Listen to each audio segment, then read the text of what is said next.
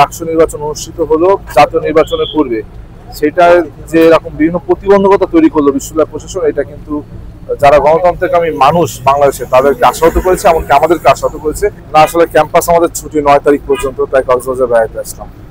যেহেতু ক্যাম্পাস ছুটি, পূজার ছুটি, গতকালকে পর্যন্ত পূজা ছিল, যেহেতু আমরা জগন্নাথ হলেও পূজা সম্পাদন হয়েছিল, সুতরাং আমরা গতকাল পর্যন্ত ক্যাম্পাসেই ছিলাম এবং 9 তারিখ ক্যাম্পাস করবে, এই জন্য আর 2 দিন যেহেতু আছে 2 দিন কক্সবাজার আসলাম। না, এটা নিয়ে তো আপনারা দেখেছেন যে আপনাদের নিউজ 24 গতকালকে একটি রিপোর্ট, অনুসন্ধানী রিপোর্ট কিন্তু বেরিয়েছে, যে এখানে দেখা গেছে যে যাদেরকে টেন্ডার দিয়েছে তাদেরকে নিবন্ধন পর্যন্ত নেই, এমনকি কোনো টেন্ডারও সেখানে হয়নি। টেন্ডার না হয়েই নীলক্ষেতের একটি অরক্ষিত ছাপাখানা থেকে কিন্তু ব্যালট ছাপানো হয়েছে।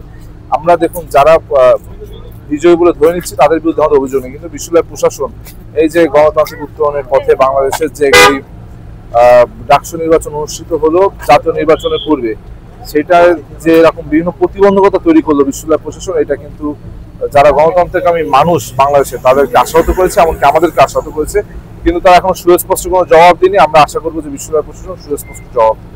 আমরা তো আছি, গতকালকে পর্যন্ত আমরা ক্যাম্পাসে ছিলাম। গতকালকে দশমী ছিল, যেহেতু আমাদের যারা হিন্দু ধর্মাবলম্বী তাদের সব থেকে বড় পূজা অনুষ্ঠান, সুতরাং কালকে পর্যন্ত যেন তারা নিরাপদে নির্বিঘ্নে আনন্দমুখর পরিবেশে তাদের ধর্মীয় আচার রীতিনীতি পালন করতে পারে, সেজন্য কিন্তু আমরা বাংলাদেশ জাতীয়তাবাদী ছাত্রদলের সকল পর্যায়ের নেতাকর্মী গতকালকে পর্যন্ত ক্যাম্পাসে ছিলাম। ক্যাম্পাস বন্ধ থাকা সত্ত্বেও আমরা ক্যাম্পাসে ছিলাম, সুতরাং তাদের সাথে আগেও ছিলাম, এখনো আছি, ভবিষ্যতেও।